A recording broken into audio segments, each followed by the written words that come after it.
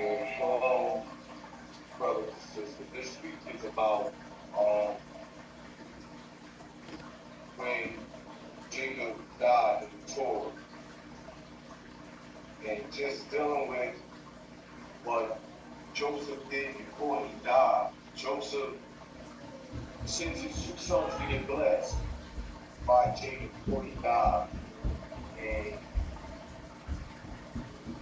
when Jacob went to bless them, he put his hands on Ephraim, his right hand on Ephraim, and Joseph tried to take his hand and put it on Manasseh. But Jacob told him he knew what he was doing, and that Ephraim was going to be the blessing. And this goes to show the life lesson is trying to change others. And this is an issue that most people have, trying to change others. And the problem is when we are no longer able to change a situation, we are challenged to change ourselves. And this is a problem that most people have in life. Accepting something. Acceptance is something real big that most people don't want to face. It's acceptance. Now you're challenged to have to change yourself and the way you feel about something. Because the wrong concept is don't try to change people. Accept them as they are and hope they'll change. You see, that's the wrong way to handle change. You can't accept the person as they are and then later on get mad at them because they broke your heart or they did something wrong. You see, this is the problem that most people have in relationships, right? In most relationships, I tell women this, you get the man you pick and not the man you wish. Okay? Not the man you wish you become. Because you ain't gonna get the man that you wish. You get the man you pick. And this is a problem that most people have in life, just itself, is that they can't accept that the way they feel about something is wrong. They can't admit that what they chose is wrong.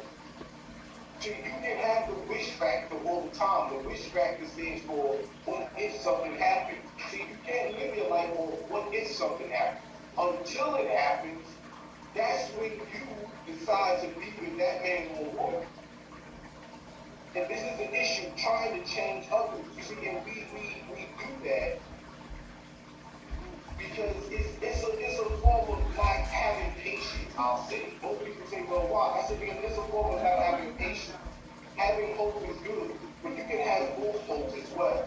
Unrealistic expectations, that will always break your heart. Okay? And you can see, and this is the thing that I want to tell you, when you want someone to change, but it's hard for you to change, that's called moral relativism. Moral relativism is the things that you condemn in others, you accept in yourself. How do you want someone else to change when it's hard for you to change? How are you trying to change someone else when you haven't changed yourself? You see, it's easy to point the finger. But when someone pointed back at you, are you willing to accept and are you willing to change once they tell you? You see, that's called moral relativism. The things that you condemn in others, you accept in yourself.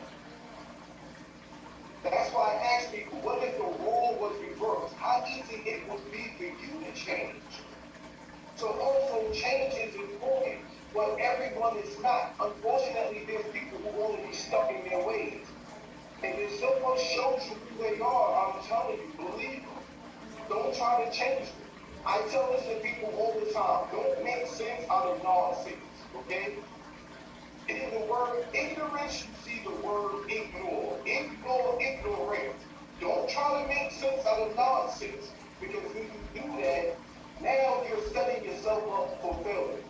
Because when you look at this Torah portion, look at what Joseph did. He tried to take his father's hand and put it on his other son. No, you just got to accept the fact that for Joseph, Ephraim was going to be the blessed child over Manasseh. You just now have to change. You just have to change yourself. You just have to accept it is what it is. To the next part. When Jacob was blessing his children, or when he was telling them what was going to perform when they were born in the Torah, he told Simeon and Levi, curse be your anger. He didn't say curse be you. He said curse be your anger. You see, and I tell people this, you can't fix something until you admit it's broken. You can never fix something until you admit it is broken. Why that's important? Because most people are delusional, which means detached from reality. I'm telling you, I see one brother I know, and I said, yo, man, you know the woman you with is not the woman you should be with. His delusional mind frame tells him yes. So it's hard for me to tell him something, to help him. When in his mind, he's seeing something different from what I'm seeing. So we put on our delusional glasses. So you can't fix something until you admit it's broken. And I learned that. I fell back and I let him do what he do. Because that will now bring anger to me.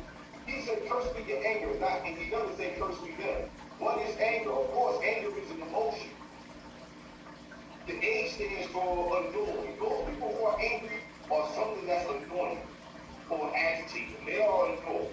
The N stands for neglect. Most people who feel neglect in life or abandoned, they tend to be angry. The G stands for guilty. Guilty people, because they don't like to admit they're wrong, they'll begin to have an attitude and lash out. That's what people with anger do. The E stands for embarrassed. When a person is embarrassed, now they fall or being exposed. So they tend to get angry and upset. Or they're being put on the spot that's not in a good light, and now they get upset. People that's embarrassed and angry, that's how they tend to react. The R, which is the most important one, is regret. Because most people walk around life angry because they have a lot of regret. And I speak this in the woman class that I have, and I tell women this all the time. Regret, the number one problem with regret is you live in the past. You have to keep reliving your mistakes over and over and over. Wishing why I did this, why I didn't see it. And I tell people, you was just too young to know what you didn't know. You was just too insecure to know what you didn't know. You was looking for something, and when you found something that resembled what you was looking for, you jumped on it. So if you're looking for love and a man telling you love you and treat you good, take you on a movie or a few dates, you tend to go all in. So that's why I tell people you gotta find a new approach to all problems. Anger is a problem that you had before. You gotta find a new approach to it. And the only way to deal with anger, unfortunately, is to deal with yourself. The why. Why did you believe the lies? Why? Why did you let this happen? Why are men lying to you constantly and you keep accepting it? Why women are treating you this way and you are allowing it? Only you know the why. And the problem with angry people is they tend to be mad with themselves and they use you or others as an emotional punching bag. Because they don't want to face the reality that they are their biggest problems. They invested in their own problems and they don't want to say it, or do they want to admit it? Why? Because in anger, as I said, the E in anger stands for embarrassed. A lot of people are embarrassed and they just don't want to admit it. Like, you got with that person.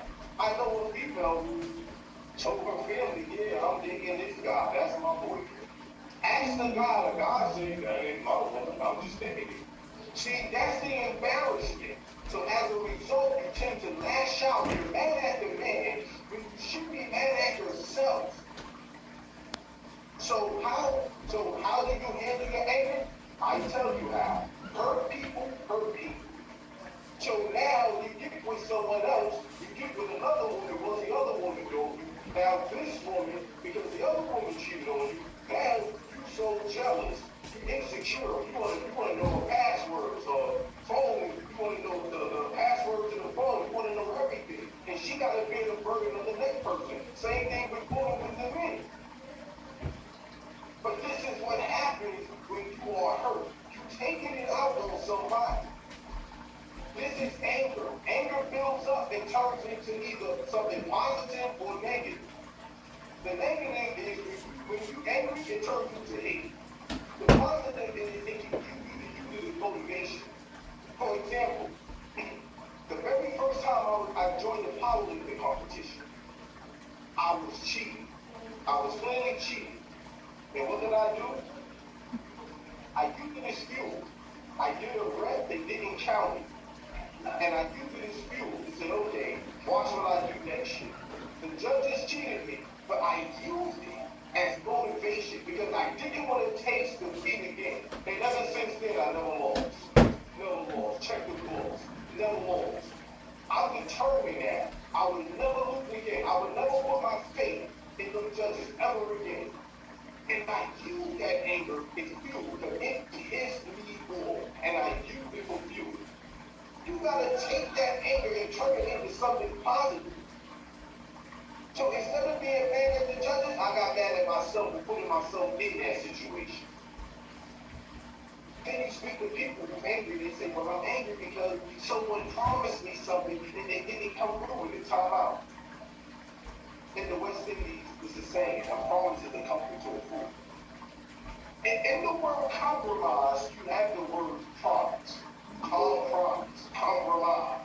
In the word promiscuous, you see the word promise. A promise is a comfort to a fool. But this is the thing, we promise according to our hopes. But unfortunately, life can derail those plans. And this is where intentions come into play. And I tell people, and especially you women, men, stop going off of intentions. This is the reason why. I'm going to show you something because intentions are good. Intentions are like a blank check. Okay? Intentions are either good or bad. But I'm going to tell you why mostly it's bad. Intentions, it's like a blank check. There was a woman walking down the street with her friends, and this guy gave her a check. She ran to her friends and said, oh, look at this check. I got $1 million. I got $1 million. Look. So he looked at the check and said, it is $1 million. Someone wrote a check for $1 million. She said, yeah. Her friend said, well, who wrote the check? The guy right there. She said, you mean that guy that's sleeping in a cardboard box? The same one that says, help me, I'm homeless? The same one that got a shopping cart full of cans? Yeah. Well, obviously, you know you can't cash it because if he can give you $1 million, he would help himself. And that's the problem with intentions and promises. You gotta look at who's telling it to you and who's giving it to you. Because once they fail, you begin to be angry.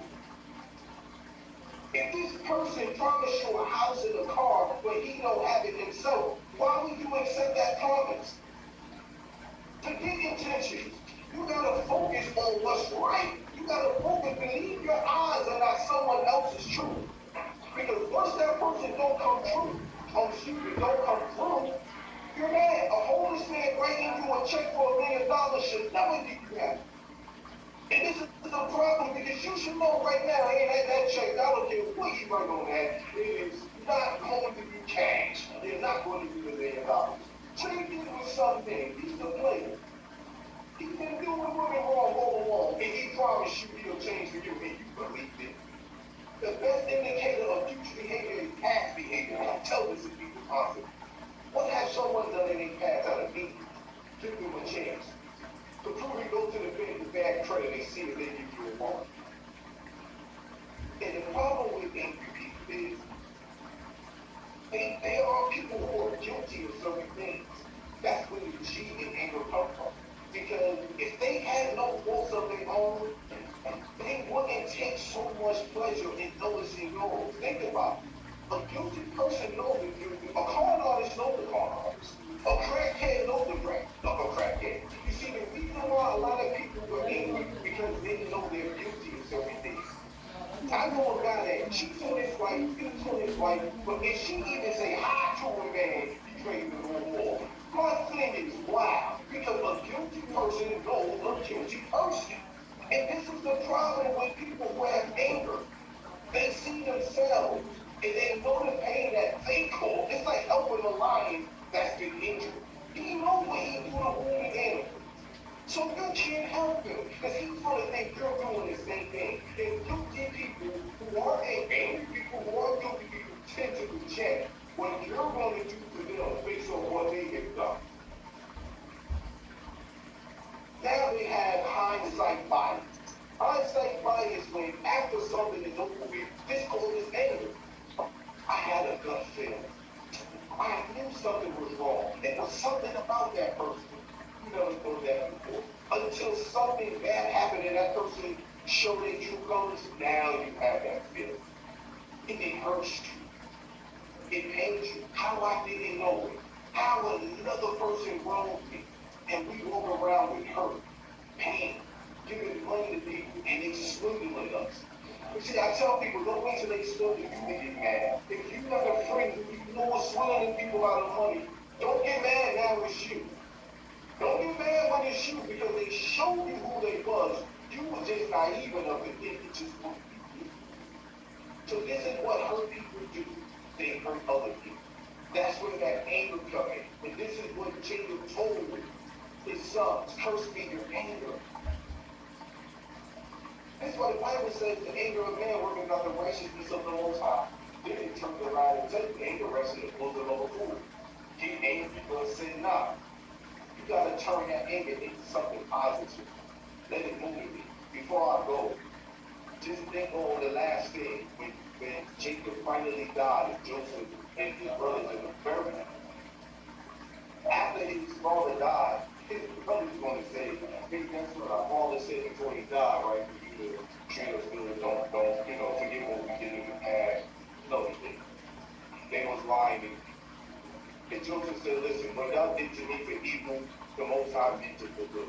And they sold Joseph, sold him into bondage. Out of all they did, out of all the hurt they put on Joseph, they still was lying.